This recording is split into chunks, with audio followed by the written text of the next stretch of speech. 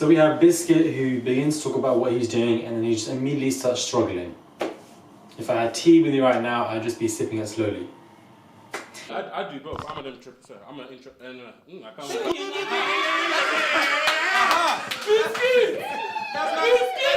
Hey guys, it's Maradi. Hope you guys all do well today. So we have another episode of Bkchat Ldn, another great topic. I feel like this particular season they're hitting it with the topics one by one. This is a great discussion to have in relation to entrepreneurs, 9 to 5s, which was more better.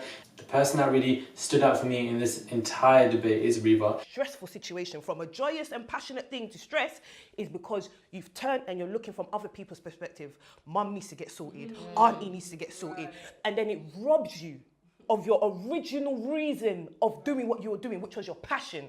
And that's what a lot of people are getting mixed up in.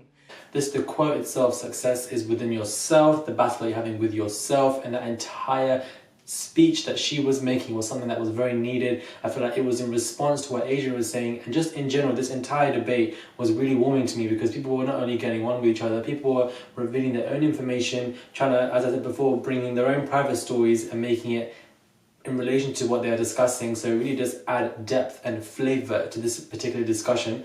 And as I said before, Riva, just her speech, that speech in itself just touched me. The whole idea of, success is within yourself. We put it on other people as well, and there's pressures that really come into it, etc, etc. So much comes into it, and really and truly it comes down to ourselves. Because we have Adrian, who himself kind of slowly opens up and talks about his own problem that he's been facing, whether it be depression, whether it be this, and now the idea of, how he thought he would be some at a particular age, and it really is just infuriating for him, it's frustrating. I feel like he does really represent a large portion of people in that particular age bracket who have those thoughts and mindset. So I'm glad that he mentioned all those things because it creates a bridge for people to understand between viewers and him. I've struggled with depression. I've struggled with self-belief. And viewers and people in his age bracket. So I feel like that in itself was a very interesting point that he made, and that internal struggles that he is facing, the mental strains that really are placed upon him because he feels that there are expectations upon him and he needs to please people as well as pleasing himself, and he's at a particular age where he feels like he needed everything, and when he was young he had all of this going on and it just disappeared like that. So I really do appreciate as a viewer of him talking about the mental battles that he has been facing, because it really does highlight how horrible it can be for certain people, and that communicating can be an effective manner to help calm someone down. So I feel like that was interesting. Biscuit, my guy, was waffling when I'm not shedding tea, but a lot of people couldn't even pronounce the word entrepreneur. I don't understand I don't understand what's so hard about this word, but I don't even know. But Biscuit couldn't even pronounce that he was waffling, and it's funny because now he's been caught for doing all this fraud stuff. But regardless of the fraud stuff and this idea of him playing face and playing some other story, regardless of all of that, he was making some good points in this debate show as well about how a 9 to 5 isn't seen as attractive as an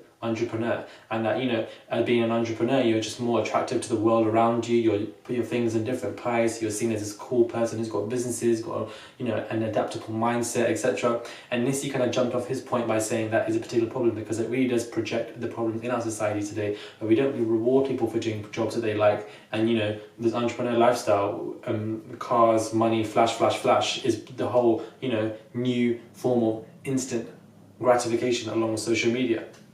So that in itself is a point that I'm glad that people touched on, as well as the fact that Malika mentioned a point in how we should not discredit people who do 9 to 5s. Let's not discredit everyone who's in a 9 to 5. A lot of people are in a working field and they're doing a job that they like. Because this whole idea of entrepreneurs and this flashy lifestyle, we're immediately looking at the fact that nobody wants to do a 9 to 5, nobody wants to do that. Well, actually, people do enjoy their jobs. People do go to university to get 9 to 5s to enjoy their jobs. So I feel like we should not discredit them at all. People do like to do 9 to 5s, and if that's okay for them, that's okay for them. And whatever's okay for you is okay for you. So the whole idea of being an entrepreneur, looking down upon people, or 9 to 5 looking down upon an entrepreneur, really does nothing, because you're really just spewing out negative energy left, right and centre. Rather, you should be focusing on yourself rather than looking at other people and projecting your thoughts onto them, because it will lead to a dead end. Simple as that. And we have Gogo as well. We touched on a point where people around you can change. When they see success in whatever you're trying to do, whether it be a business idea or whatever, and it's taking you ages to get your foot in the door, once your 2 feet are in there, you're doing well, and you're reveling in your success, people around you will change. Subconsciously or consciously, they will change. Some people might either come to you with ideas because they see that you're doing it and they will want to do it, but then they have the courage and you're doing it. Or people just simply say you changed, or they say they won't believe what you're doing, or just spewing out this negative energy to people around you to say, I don't believe you're doing this, I don't believe you're doing that, and it's just like, really and truly, why do you care? Obviously, because there's a hint of jealousy, and that idea of hint of jealousy can be so hard for one to believe that somebody's jealous of me, but then when you actually think about it, regardless of whatever they've attained. So you're thinking, wow, my man's doing something that I would like to do, but I'm not the one doing it. So secretly and subconsciously, they stop supporting you because you've gone past their level. And then people start saying stuff like, oh, you've changed, or you've become a different person. But really what they mean by that is you've grown past the level you were at before. The idea of comparison will come into it. And as Biscuit said, comparison can lead to a lack of success. It can lead to dead ends. It can lead to being upset within your emotions, mental strain, because you're constantly comparing yourself to other people, which is somewhat just what Adrian is doing. He's comparing himself to people in his age bracket. Really and truly, success has no time. There are people who've got their degrees in the mid-30s, people who've got their jobs in the mid-40s and 50s. Like, their success has no time. Everybody has their own lane, everybody has their own time, and everybody driving at their own pace. So the idea of comparing it to other people, looking at your age mates and how they've gone far past and you haven't, will only lead to a negative emotion, will only lead to a negative outcome. That is what it will lead to. So if it's leading to that, then really and truly, is it a productive thought to have? No, it's not. Today, people think it's cool to be an entrepreneur. No one thinks it's cool to have a 9 to 5. It's about this whole, like, I feel like in society, there's this massive thing with being an entrepreneur. Like, it's seen as this, like, it's like the new trend. It's been a minute since Emma made a really good point. No shade, no tea, but the whole idea of, we may be hungry, but we don't cook our own food. It's such a great phrase. And the whole idea of success being completely subjective.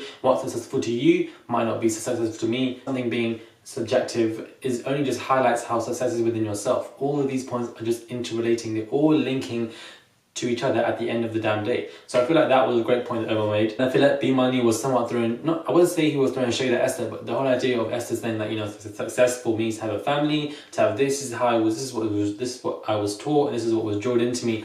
And this whole expectancy of genders and the success that they need to have can bring pressure, which is what B-Money was saying. For men, they have to be successful, they have to get that high-flying job, they've got to get that 1,000, 2,000, whatever. And ladies got to have their kids, they've got to be married. All of this cultural and societal projections are plastered onto people, and they just have to fall in line with these regardless of they like it or not. And this in itself can bring mental strain, which is what Adrian is feeling, which is what Esther will feel if she doesn't get married or doesn't do the things that she wants to do, or Nissi as well. So I feel like maybe that is what they want, but really and truly it could be because they're doing it to please other people, which they're doing in a subconscious manner. So it's just interesting to say the least.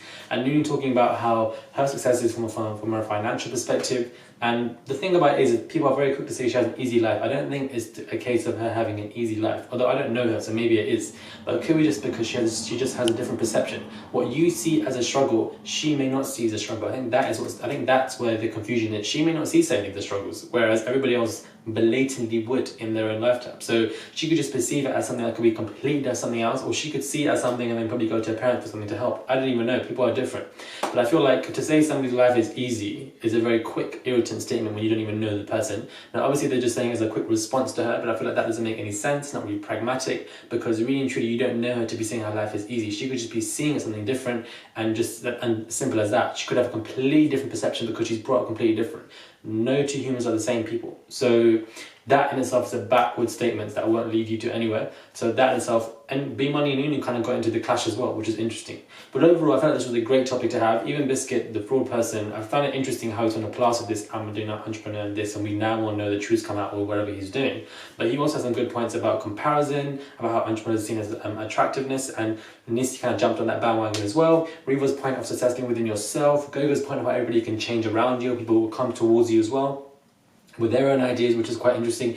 Adrian talking about his own mental strain and what he's going through. Nunu adding the fact that she sees it as a financial successful form, and Esther talking about her own ideas and what success means to her in terms of her hair business, in terms of getting married, having kids and so forth. And Emma talking about how success can be subjective. So really and truly, everybody kind of just interwove with each other. Their points are really interesting, but I don't know what it is, but I feel like, not that I'm trying to be the bad cloud here, but I just feel like Bkchat's kind of losing its essence. I don't know what it is. Maybe it's just me, but I just feel like it's just losing its quality in terms of immediate fans. Because when season 2 and season 1 were around and new episodes dropped, everybody was, keen to watch it. It was trending and everything. And now I just feel like it's kind of losing. I don't know if Bkchat New York has kind of dampened the quality of Bkchat London in a slight, subtle manner that's slowly growing. I just feel like it's losing its essence as a show. I just feel like people are losing interest as well, because the views aren't straight away the same as they used to be. So I just feel like it kind of is losing